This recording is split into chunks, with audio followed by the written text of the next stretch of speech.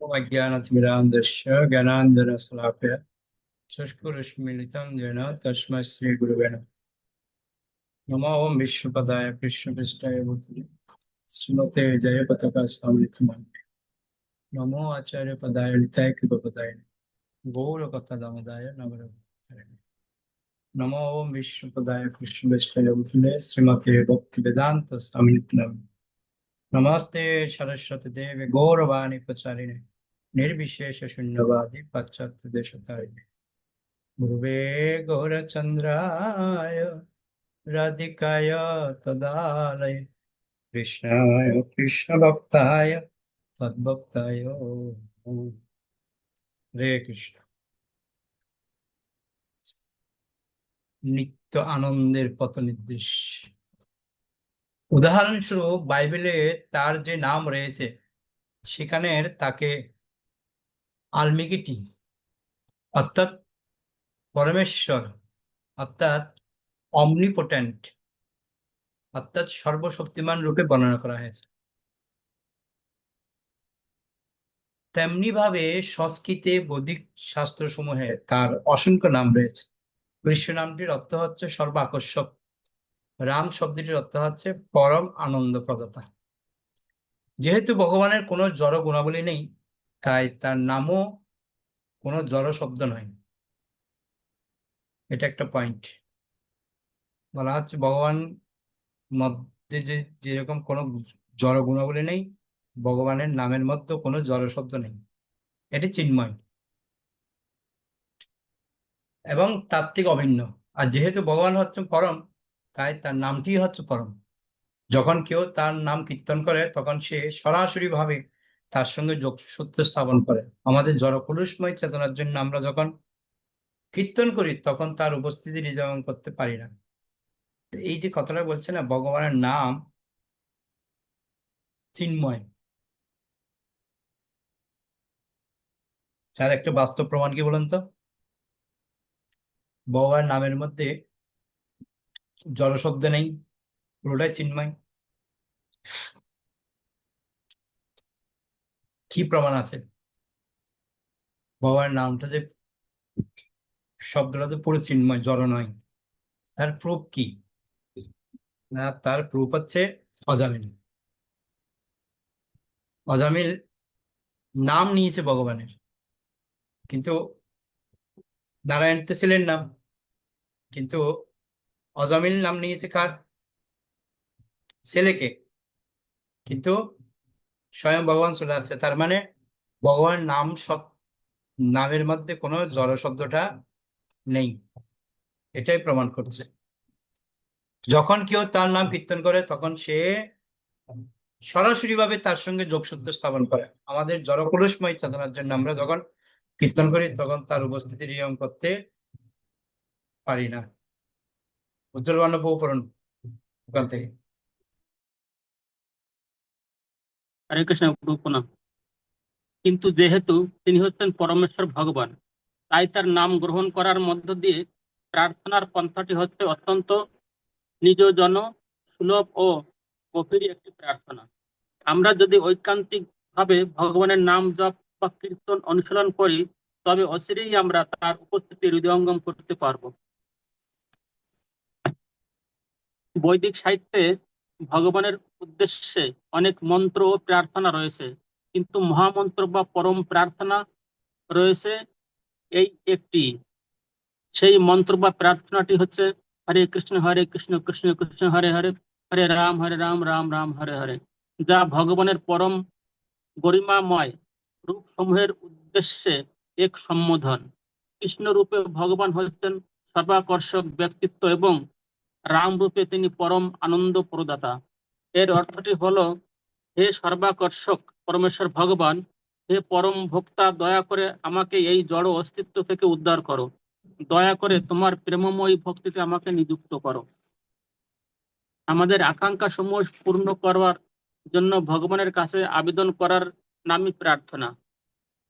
জাগতিক চেতনায় আমরা প্রার্থনা করি, ভগবান আমাকে খাদ্য দাও, হে ভগবান আমাকে অর্থ দাও। কিন্তু পারমার্থিক জীবনে কেউ নিজের জন্য এটা সেটা চাওয়ার পরিবর্তে তার নিজের যা কিছু আছে সে ভগবানকে তা নিবেদন করতে চায়, সে ভগবানের সেবা করতে চায়। আর সেই জন্যই হরে কৃষ্ণ মন্ত্রটি হচ্ছে সর্বোত্তম প্রার্থনা। এটি কখনোই ভগবানের কাছে কোনো স্বার্থযুক্ত দাবি জানায় না। এটি তার ভক্তিযুক্ত সেবায় নিযুক্তির জন্য তার কাছে এক আবেদন মাত্র। এই পবিত্র নাম কীর্তনের শিক্ষা প্রদানের উদ্দেশ্যে কৃষ্ণ এই যুগে এক অদ্ভুত রূপে আবির্ভূত হয়েছিলেন। যদিও তিনি হচ্ছেন পরম অধীশ্বর, পরম ভোক্তা, সমগ্র ঐশ্বর্য সময়ের মালিক, কিন্তু এই যুগে তিনি এক ভিক্ষাজীবী সন্ন্যাসী। শ্রী চৈতন্য মহাপ্রভু রূপে আবির্ভূত হয়েছিলেন। তিনি সন্ন্যাস গ্রহণ করেছিলেন, সমস্ত ভারতবর্ষ পর্যটন করেছিলেন, আর জ্ঞানী ব্যক্তি, রাজা, ভিখারি সকলকেই দৃঢ় বিশ্বাসের সঙ্গে মহামন্ত্র কীর্তন করার কথা বলেছিলেন। শ্রী চৈতন্য মহাপ্রভু যে ভগবান, এটি কোনো আবেগের বশে কথা বলা নয়, অথবা এমন নয় যে আমি তার অনুগামী বলে আমি এই দাবি করছি। না, শ্রীমদ্ ভাগবত, মহাভারত এবং অন্যান্য শাস্ত্র গ্রন্থে তার পরিচয় বর্ণনা করে বিস্তারিতভাবে তার আবির্ভাবের ভবিষ্যৎবাণী করা হয়েছে। শাস্ত্রে বর্ণিত হয়েছে যে শ্রী চৈতন্য মহাপ্রভুর অবতরণ যুগ ধর্ম পরিবর্তনের জন্য। তার প্রকট কালে শ্রী চৈতন্য মহাপ্রভুর ভবিষ্যৎবাণী করেছিলেন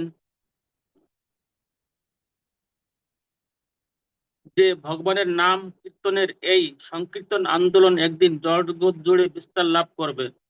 আর আজ সেটি সত্য হয়েছে। সমস্ত সাম্প্রদায়িক ধারণাগুলি এড়িয়ে গিয়ে কেউ শ্রী চৈতন্য মহাপ্রভুর প্রকৃত পরিচয় অবগত হওয়ার চেষ্টা করে, তাহলে সে সহজেই হৃদয়ঙ্গম করতে পারবে যে তিনি হচ্ছেন পরমেশ্বর ভগবান। শ্রীকৃষ্ণ, শ্রী চৈতন্য মহাপ্রভু যে ভারতে আবির্ভূত হয়েছিলেন সেটা কোনো ব্যাপার নয়। ভগবান কোনো ভৌগোলিক অবস্থানে সীমাবদ্ধ নন, তিনি সকলকে তার কৃপা প্রদানের উদ্দেশ্যে অবতরণ করেন।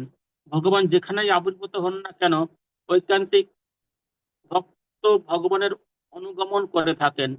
ভক্তগণ হৃদয়ঙ্গম করেন যে প্রকৃতপক্ষে ভগবান বা তার প্রতিনিধি দিব্য জগৎ থেকে আগমন করেন এবং তারা কোনো নির্দিষ্ট ভৌগোলিক ভূখণ্ডের সাধারণ জড় ব্যক্তি নন। এই পৃথিবীর যেখানেই এই ধরনের অসাধারণ ব্যক্তিত্ব আবির্ভূত হন না কেন, সেই স্থানটি চিন্ময় জগতে বর্ধিত অংশ হয়ে যায়। তবুও পরমেশ্বর ভগবান একজন ভারতীয় বলে তাকে স্বীকার করায় যদি কারোর অসুবিধা থাকে তো ঠিক আছে। আমাদের কথাতে কারোরই তাকে অন্ধভাবে স্বীকার করা উচিত নয়, কিন্তু অন্তত পক্ষে একবার তিনি শ্রী চৈতন্য মহাপ্রভুর জীবন ও শিক্ষা বিষয়ে অধ্যয়ন করতে পারেন এবং দেখতে পারেন যে সেটি তার পারমার্থিক জীবনের জন্য কল্যাণকর কিনা। সেটি হলো একটি বাস্তব পরীক্ষা। আমরা যদি হৃদয়ঙ্গম করতে পারি যে ভগবানই হচ্ছেন আমাদের আদি ও পরম পিতা, তাহলে এটি উপলব্ধি করার মোটেও কঠিন হবে না যে তিনি আমাদের তার কাছে ফিরিয়ে নিতে চান। এমনকি তিনি যে আমাদের ফিরিয়ে নেওয়া বিভিন্ন আয়োজন করে রেখেছেন সেটি বুঝতে পারাও কঠিন হবে না। এই অধপতিত কলিযুগে যখন আমাদের পারমার্থিক দৃষ্টির সকল স্বচ্ছতাই হারিয়ে গেছে, তখন তার পবিত্র নামই হচ্ছে তার কাছে আমাদের ফিরিয়ে নিয়ে যাওয়ার তার কৃপাময় আয়োজন। ভগবানের পবিত্র নাম জপ বা কীর্তন করার মাধ্যমে ভগবানের রূপ, ধাম, গুণ সমূহ, কার্যকলাপ এবং পার্শ্বদগণকে হৃদয়ঙ্গম করা যায়। পারমার্থিক জ্ঞানে স্থিরতা প্রাপ্ত হয়ে কেউ হৃদয়ঙ্গম করতে পারে যে সমস্ত কিছুই হচ্ছে ভগবানের, আর তাই সে পূর্ণরূপে তার ভক্তিপূর্ণ সেবায় নিযুক্ত হয়। সেই উপলব্ধি হচ্ছে সকল যুগের ধর্মের পূর্ণতা। ওকে, ওকে। হরে কৃষ্ণ।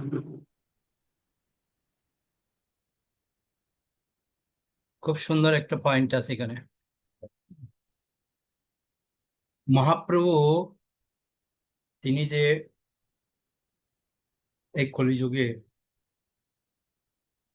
অদ্বৈত জীবদের জন্য তিনি আবির্ভূত হয়েছেন, এটা পুরোটাই কিন্তু এখানে তুলে ধরেছেন। আরেকটা পয়েন্ট হচ্ছে ভগবানের নাম, পবিত্র নাম জপ করুন বা কীর্তন করুন, তাতে ভগবানের রূপ, ধাম, গুণ, কার্যকলাপ এবং পার্শ্বদগণকে পর্যন্ত হৃদয়ঙ্গম করা যায়। বুঝতে পারলেন? এটা হচ্ছে খুব গুরুত্বপূর্ণ একটা পয়েন্ট। ভগবানের শুধু নামের মধ্যে কত যে পাওয়ার আছে দেখুন। আরেকবার কি বলছে, যদি কেউ এই জ্ঞানটাকে হৃদয়ঙ্গম করতে পারে তাহলে তিনি পূর্ণরূপে ভগবত ভক্তি সেবায় যুক্ত হতে পারেন। এটা হচ্ছে উপলব্ধির সব থেকে বড় পন্থা। বুঝতে পারলেন?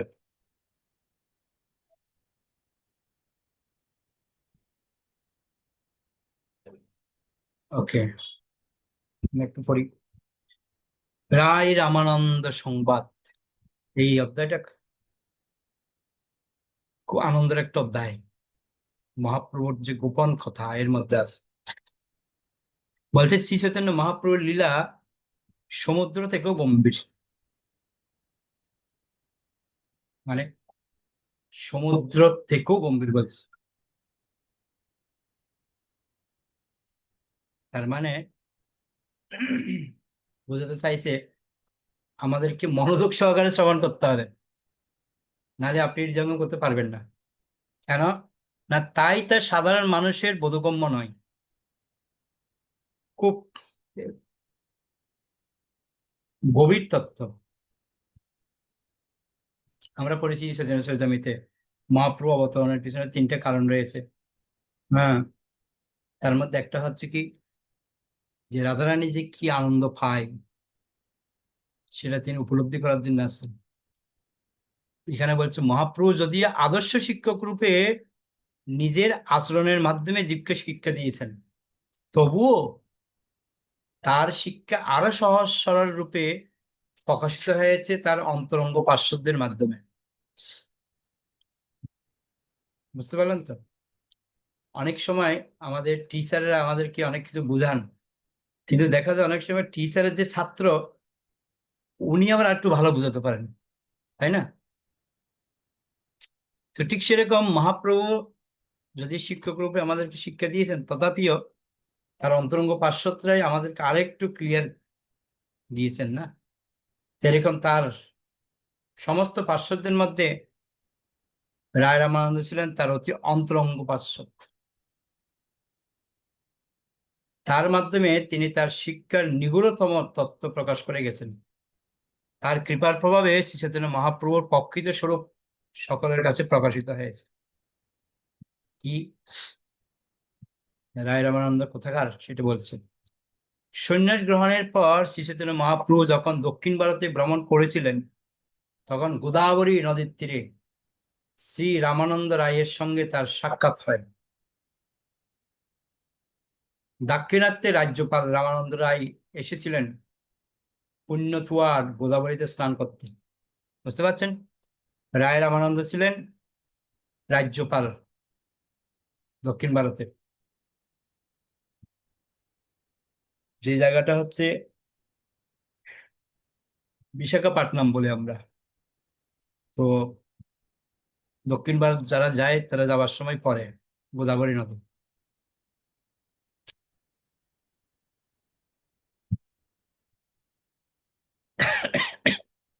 তো রায় রামানন্দ যখন স্নান করতে এসেছিল গোদাবরী নদীতে, সঙ্গে তার অনেক লোকজন বৈদিক বিধি অনুসারে স্নান তর্পণ করে নদী থেকে উঠে এসে তিনি শ্রী চৈতন্য মহাপ্রভুকে দর্শন করলেন।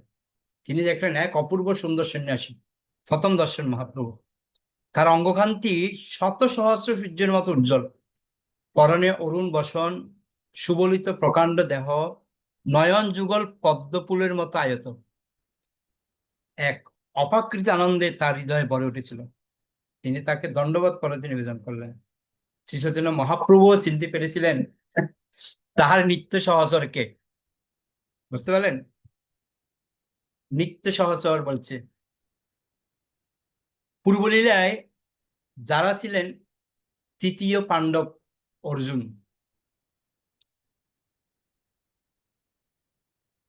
কে? রায় রামানন্দ। পূর্বলীলা কি ছিল? অর্জুন ছিল বলছে, অর্জুন। ব্রজের সখা ছিল অর্জুন। আর কে ছিল?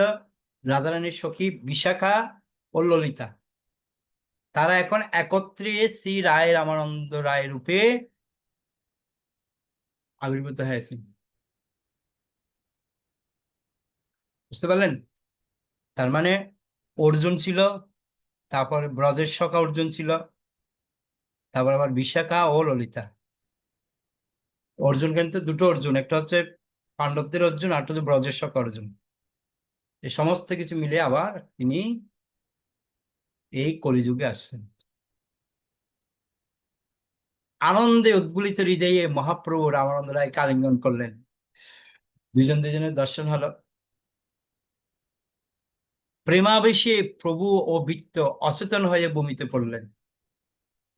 তাদের দুজনের দেহে রোমাঞ্চ, কম্প, অশ্রু, শ্বেত, পুলক, বিবর্ণ আদি প্রেম বিকার প্রকাশিত হলো। মুখে কৃষ্ণ নাম গদ গদ স্বরে উচ্চারিত হলো, উচ্চারিত হতে লাগলো।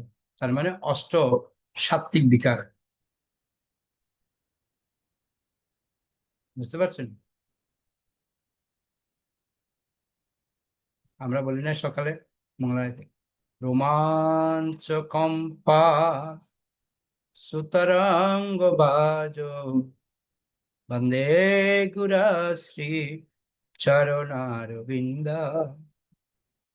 আমরা প্রার্থনা করি না, গুরুদেবের মধ্যে আছে। উপস্থিত সকলে অবাক হয়ে ভাবলে লাগলেন। কি ভাবছে?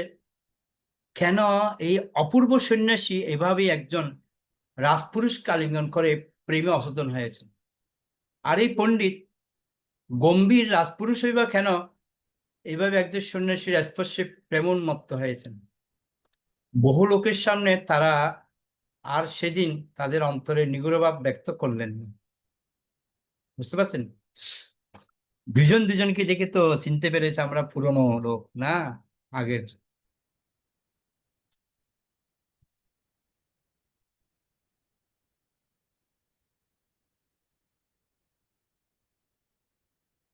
সেদিন সন্ধ্যায় গোদাবরীর তীরে নির্জনে আবার তাদের সাক্ষাৎ হলো। খুব সুন্দর একটা পয়েন্ট তুলেছেন এখানে, দেখুন। কুরুক্ষেত্রের রণাঙ্গনে শ্রীকৃষ্ণ শিক্ষক রূপে, বুঝতে পারছেন? অর্জুন ছিল না তখন, শিক্ষক রূপে তাকে জ্ঞান দান করেছেন। গুরু রূপে অর্জুনকে বৈদিক তত্ত্বজ্ঞান শিক্ষা দিয়েছিলেন। দাপর যুগে যখন কৃষ্ণ অর্জুনকে গুরু রূপে শিক্ষা দিচ্ছিলেন, আর এখন গোদাবরীর তটে সেই শ্রীকৃষ্ণ কি হয়ে গেলেন না, শ্রীকৃষ্ণ চৈতন্য মহাপ্রভু রূপে অর্জুনকে, কোন অর্জুন?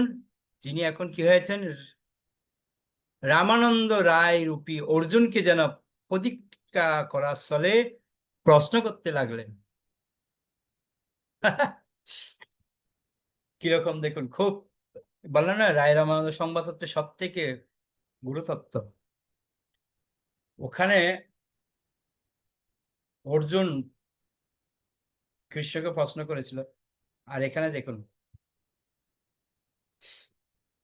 মহাপ্রভু জিজ্ঞাসা করছে। মহাপ্রভু জিজ্ঞাসা করলেন, রামানন্দ, সাধ্য তত্ত্ব নির্ণয় করে শাস্ত্র থেকে কোন শ্লোক শোনাও। বুঝতে পারলেন? তো রামানন্দ রায় বললেন, স্বধর্ম আচরণে বিষ্ণুভক্তি হয়। এবার দুজনের মধ্যে শুরু হচ্ছে। রামানন্দ রায়কে বলছে যে সাধ্য তত্ত্ব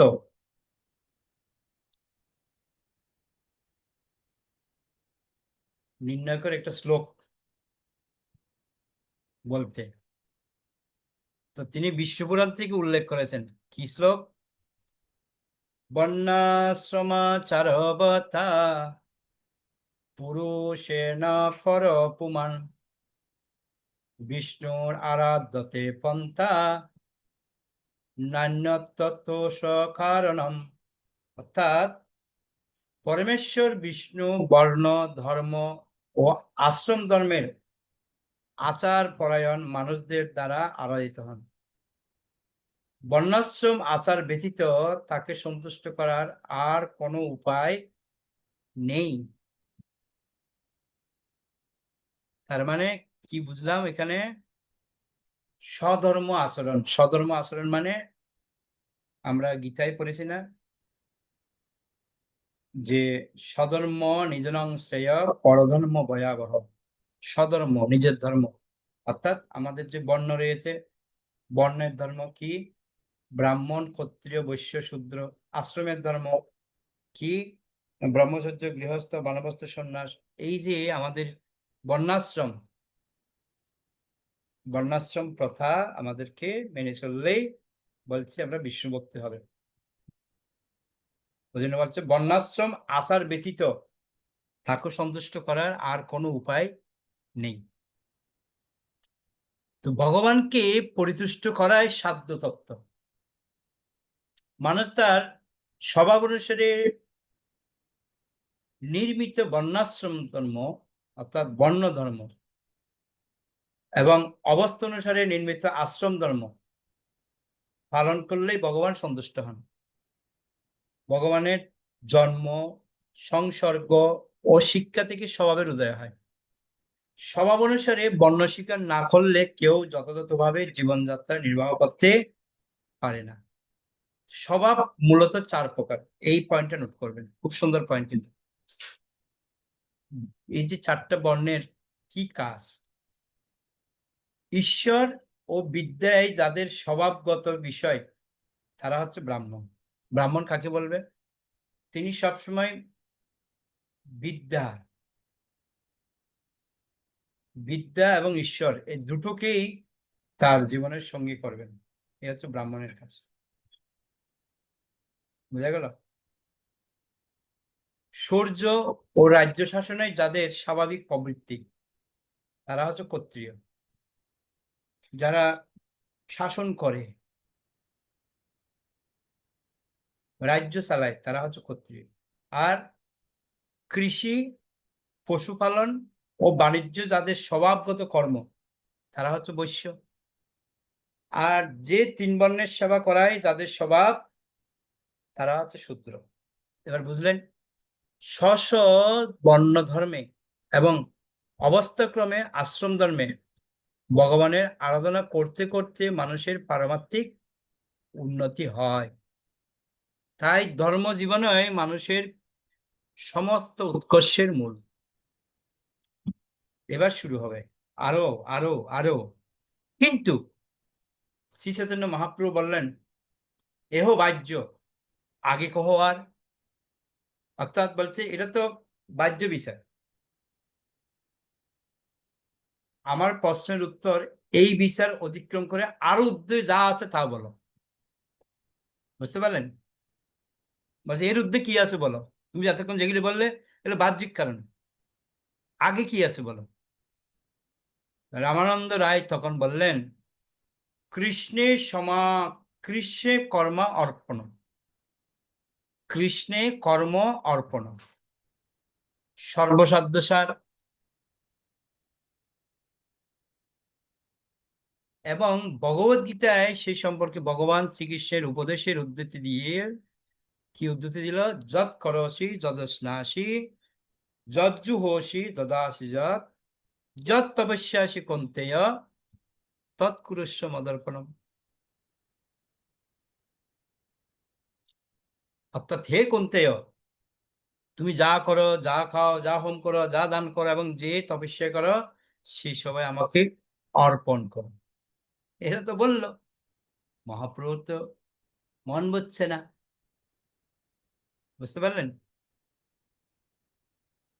এই জন্য মহাপ্রভু কি বলছে দেখুন আবার। কিন্তু এবার শ্রী চৈতন্য মহাপ্রভু বললেন, এহ বাহ্য আগে কহ আর। এটাও পছন্দ হচ্ছে না। তার উত্তরে রামানন্দ রায় বললেন, স্বধর্ম ত্যাগই সাধ্যসার। এবং সেই সম্পর্কে শাস্ত্র প্রমাণ প্রদর্শন করে বললেন, বলছে তোমার স্বধর্ম তুমি ত্যাগ করো। কি উদাহরণ দিচ্ছেন? সর্বধর্মান পরিত্যাজ্য মামেকং শরণং ব্রজ, অহং তাং সর্ব পাপেভ্য মোক্ষয়িষ্যামি মা শুচ। আরে আমি তো পড়ে যাচ্ছি, ভুলে গেছি আপনাদের কথা। শনিবার মাত্র হাত তুলেছিলেন, পড়ুন পড়ুন পড়ুন, আপনি পড়ুন, আমি ভুলে গেছিলাম, সরি সরি। পড়েন। হরে কৃষ্ণ প্রভু প্রণাম। অর্থাৎ সমস্ত ধর্ম পরিত্যাগ করে কেবল আমার শরণাগত হও, তাহলে আমি সমস্ত পাপ থেকে তোমাকে মুক্ত করব, তুমি শোক করো না। কিন্তু এবারও শ্রী চৈতন্য মহাপ্রভু বললেন, এহ বাহ্য আগে কহ আর। রামানন্দ রায় বললেন, জ্ঞানমিশ্রা ভক্তি সাধ্যসার, এবং ভগবদ গীতার শ্লোকের উদ্ধৃতি দিলেন, ব্রহ্মভূত প্রসাদান্নাত্মা ন শুচতি ন কাঙ্ক্ষতি। অর্থাৎ অবেদ ব্রহ্মবাদ রূপ জ্ঞান চর্চার দ্বারা আত্মা যখন প্রসন্ন হয়, তখন মানুষ সম্পূর্ণরূপে শোক ও বাসনারহিত হয়, তারপর সে আমার পরাভক্তি প্রাপ্ত হয়। এইভাবে রামানন্দ রায় প্রতিপন্ন করলেন যে কর্মমিশ্রা ভক্তির থেকে জ্ঞানমিশ্রা ভক্তি শ্রেয়। কিন্তু শ্রী চৈতন্য মহাপ্রভু এই জ্ঞানমিশ্রা ভক্তিকেও সাধ্যসার বলে মেনে নিতে পারলেন না। তিনি বললেন, এহ বাহ্য আগে কহ আর।